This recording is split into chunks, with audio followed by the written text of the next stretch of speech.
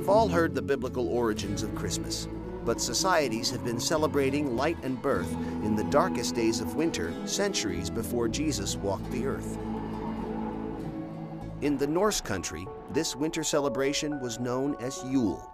Around December 21st, the winter solstice, fathers and sons dragged evergreens indoors as reminders of life and set logs on fire as a promise of good fortune. Ancient Rome had its own December festivals. 1 week before the winter solstice, Romans began celebrating Saturnalia, an orgy of food and drink in honor of Saturn, the god of agriculture. Some Romans, particularly soldiers and government officials, also worshipped Mithra, the sun god. It is believed that to this small but powerful sect, the birthday of Mithra, December 25th, was the holiest day of the year. By the 1st century AD, pagan traditions were being challenged as Christianity took hold throughout the empire. But Christ's birth date remained a mystery, since the Bible doesn't mention exactly when he was born.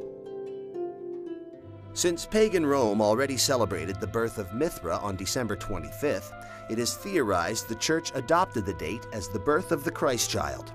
In the 4th century, the Church made it official, declaring December 25th as the feast day of the Nativity.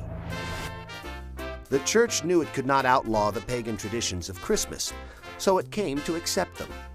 The evergreens traditionally brought indoors were decorated with apples, symbolizing the Garden of Eden.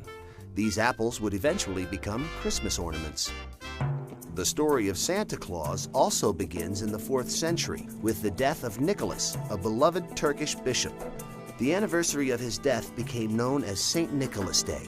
On December 6th, good children woke to gifts from the kindly saint. Bad children sulked away with nothing. In Holland, he was known as Sinterklaas. 1,500 years later in America, a seminary professor named Clement Clark Moore reimagined the legend of St. Nicholas. In 1822, Moore wrote a poem called The Night Before Christmas about a good-natured saint named Santa Claus, who was pulled by a group of reindeer and came down the chimney on Christmas Eve. Like St. Nicholas, Santa Claus spread good cheer and gave gifts to children.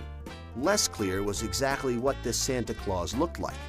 Then in 1863, Thomas Nast, a cartoonist for Harper's Weekly, settled the matter once and for all with his version of the Christmas saint. Nast's Santa was rotund and jolly, with a full white beard and a sack full of toys. An American icon was born.